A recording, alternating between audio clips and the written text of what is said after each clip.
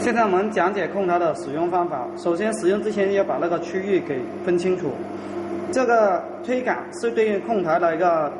推灯的一个通道，例如开关通道或者 SY 通道，都可以通过上面推杆来控制它。然后下面的话有3对 AB 按键，第一对 AB 按键左手边这一对，它叫走灯程序，就是多步的，有多步组成的程序，我们可以看一下这效果。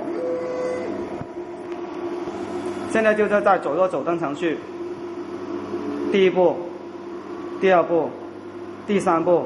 这叫走灯程序。然后中间那一对区域是叫场景按键，它只有单步的，例如可以换个颜色或图案之类的动作，它是个做定点光或者是做个频闪效果也可以的个动作。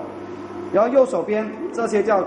提灯区，提灯区的话就是说我现在要把灯给调动它出来，调动它的时候就把它按到这个区域，要按相应的灯号，1号灯和2号灯。然后现在可以通过转 S 轴，大家留意了，可以转灯的一个状态，然后把它打亮。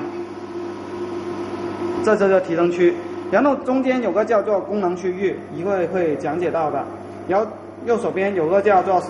Stop 和 Play， 这些叫做内置程序区，是可以调用一个画圆啊、打波浪啊、画8字形的一个